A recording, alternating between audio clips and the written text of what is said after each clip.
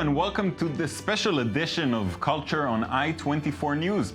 Today we devote our program to one very special filmmaker. Michel Gondry is known around the world for such films as Eternal Sunshine of the Spotless Mind, The Science of Sleep, and Be Kind, Rewind. His latest film is the animated documentary Is the Man Who Is Tall Happy? Conversations with Noam Chomsky about the linguist and philosopher. The film was screened at the Dok Aviv Festival here in Tel Aviv, and I'm very happy to have Michel Gondry right here in our studio. Thank you for coming in, Michel. My pleasure. I'm happy to be here. I think it is ours, but we'll see about that. It's Noam Chomsky, a documentary about Noam Chomsky. How did that happen? Well, I met him while I was visiting MIT, this school where I teach. Yeah. He's somebody that really is important to me as a scientist and a philosopher and an activist. Mm-hmm. I had the opportunity to talk with him, and I thought that it was my ambition even before I met with him to do a animated documentary about science. So as he's one of the greatest scientists of the 20th century and 21st, I thought it was great if I could do it. At the beginning of the film, you speak about your choice to make it animated. Yeah. Can you tell our viewers? Well, I was defending the reason why I made an animated film as a documentary, and I felt like some documentaries who are straightforward, like real life images, are edited in a way that can influence your opinion or your feelings about the situation. And I felt like animation could not do that because you're being reminded that you're watching something subjective. Yeah. So that was my point. It doesn't mean like all documentaries should be animated, of course. So let's take a look at a short clip from the trailer and come back. Okay. Why should we take it to be obvious that if I let go of a ball, it goes down and not up? Learning comes from asking, why do things work like that? Why not some other way? The world is a very puzzling place. If you're not willing to be puzzled, you just become a replica of someone else's mind. Visual experience is just stimulation to the retina, but we impose an extremely rich interpretation of it. We see the world in terms of trees and dogs and rivers and so on. But then the question is, well, what are those concepts? People are just not satisfied to think, I go from dust to dust and there's no meaning to my life. Very nice. Weren't you a little worried, though, that the animation would take the viewer's attention away from the content, from the Chomsky's ideas, or vice versa? Yeah, it might have been, and I wanted to animate the conversation, so I didn't think of what the reaction of the audience would be. I didn't even know that the audience would ever see it. Okay, and it turned out that quite a few people are seeing it. Yeah, so far it's been doing well. Now, it's a scientific documentary. Really. Yeah, mostly, yes. Zero politics. Well, I think there is politics. I think when you talk about education, it is political. I think education is what gets people to think a certain way and agree, and eventually agree or disagree with their government. So this is a political element. Of course, I didn't go too much into controversial politics. Yeah.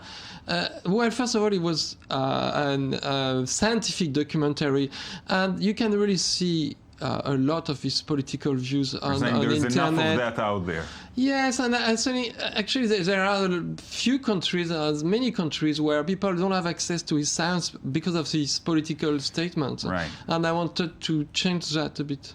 What did he think about the finished product? He liked it. He never complained that it was not so political. He was actually pretty touched that I talk about his wife, his late wife, and he liked the scientific inquiry and my naivety in some ways. You mentioned that you speak to him a lot about the education, about how he was raised and how he educated his children. Yeah. You're also a father. How did were you looking for tips, or were you? Well, my son is 20 years old, so it's too late. I think I let go a lot of things. I just focus on some principle of respect. I see. Very important. One last thing, you made an autobiographical documentary called "I've Been 12 Forever." Quite a while ago. I didn't direct it. It was for a DVD. It was a compilation of my videos. Right. And instead of doing commentaries, I suggested they do a documentary in which I can explain how I did the videos. Yeah. So I'm just thinking, not a lot of 12-year-olds would do a documentary with Noam Chomsky. Can we say the two finally grew up? I don't think so. I was hoping I would grow up for a reason of anguish, with death and getting old, but I don't feel I'm getting any older or wiser.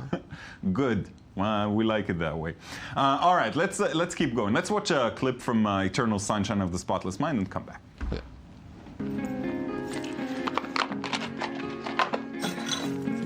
Okay. Julie? Yeah. Tangerine? Am I ugly? When I was a kid, I thought I was. Can't believe I'm crying already. Sometimes I think people don't understand how lonely it is to be a kid. Like, you don't matter. So, I'm 8, and I have these toys, these dolls. My favorite is this ugly girl doll who I call Clementine. And I keep yelling at her, you can't be ugly. Be pretty. It's weird. Like if I can transform her, I would magically change too.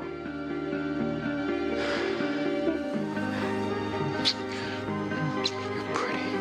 Jolie, don't ever leave me. Pretty. Here, Sweetak. Please let me keep this memory. Just this one. I don't want to hold your hand. Come on. Truly wonderful film, really heart-wrenching. You've collaborated with Charlie Kaufman twice in the beginning of your when you made the switch to feature films. Mm-hmm. How has that shaped your work? I had tried to find a screenplay I could direct for years, and until Spike Jonze, who's another director, a friend of mine, let me read the screenplay he was working on, which was from Charlie Kaufman, and that was being John Malkovich. I thought that screenplay were horrible until I read this one, and I realized screenplay can be great. So I asked me to introduce me to Charlie. And we started to work on this concept for Eternal Sunshine. And meanwhile, because it took him 2 years to write it, I think, or 1 year, he asked me to direct, or I asked him to direct his previous screenplay, which was Human Nature. So we sort of practiced on Human Nature, and then we did Eternal Sunshine. You did good. That movie really holds a special place with lots of people. Does it stand out for you as well? Yes, but sometimes it's been 10 years it was done. And sometimes I feel, it's the only film I've done, because people come to me always talk about this one first. I mean, some other people talk about other movies. But I guess he holds a place for people. Yeah. You tried, you made some Hollywood films as well, some big budget films, some smaller films in Europe. How is that different for you, the work? Well, the difference of the work is mostly due to the money you spend. I mean, if you spend $140 million, which was the budget of the Green Hornet, then you have to collaborate with the producer, the executive, the head of the studio in a much more heavy way. If you do a movie that's only $10 million or $5 million, which is already a lot of money, it's much more creative. So there's more freedom? There is more freedom and you can express more of yourself. I see. And working in so many different genres, music videos, feature films, documentary films, is that you just prefer to why? Why do you do that, I guess? I don't know. I mean, I had no ambition of becoming a film director. And so when one day I bought a film camera, and that's the one I used for the Chomsky documentary. Yeah. And I started to experiment with animation. Then I became a video director. Then I tried to do a movie, and I had the luck to get to meet Charlie Kaufman. So each time I had a new adventure I follow, and I'm taken in different directions. So it's just by chance that we have all these wonderful films? There is part of chance or luck, and as well, it's my will to explore different ways. And many times I feel that I didn't really succeed in this genre, so I try something different to have better luck. Maybe you'll find something you're actually good at the end. Or at least I like. All right, let's keep going. Take a look at a video clip, human behavior, and talk about that one. If you ever get close to a human and human behavior, be ready to get confused. And me and my head after, there's definitely no logic to human behavior, but yet so irresistible.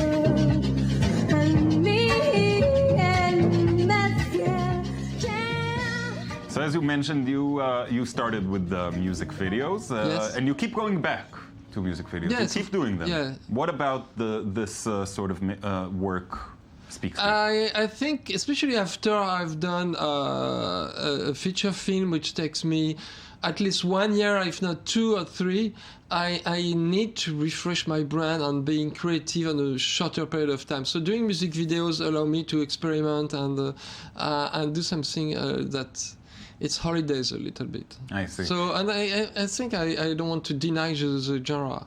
And how do you approach it? Do you have a story you listen? Because a lot of your videos are according to the beat. Some of them are more to speak to the lyrics. I wonder if how do you work on that? It depends on the song, what type of ideas they give me, and some ideas are more about illustrating the music and finding a pattern that fits the beat and the music in general, and some are more driven by the lyrics. So it's more about the story. It depends.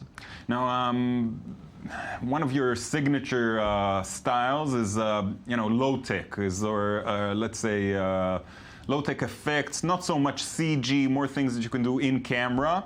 Why do you prefer this to the possibilities that computer generates? That was what I taught myself when I bought the camera. It was 86.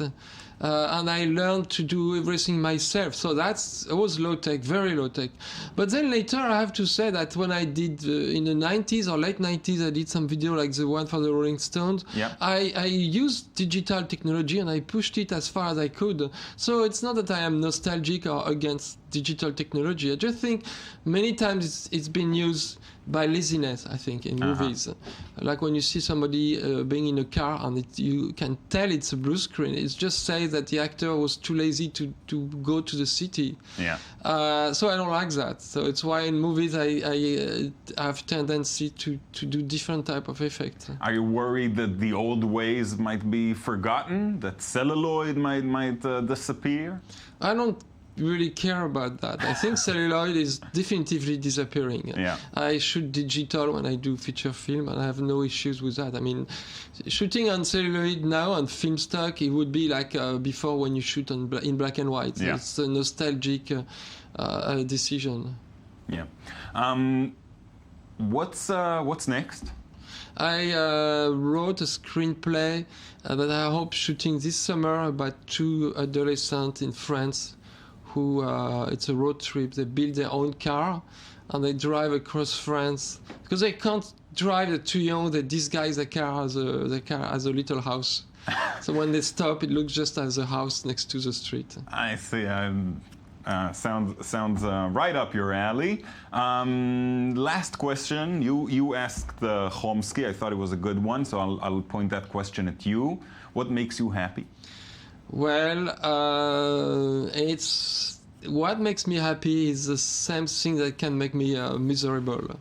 Relationships, and of course raising my son and having interaction with my son is something that makes me happy. I have the luck to visit a lot of countries through my work, which is great. I mean, I have a lot of reason to be happy, and sometimes when I'm not happy, I look at the reality of the world. I mean, a part of the world that I'm not experiencing, which is very difficult. Michel, thank you so much for coming in today and speaking to us. It was a pleasure. Thank you very much.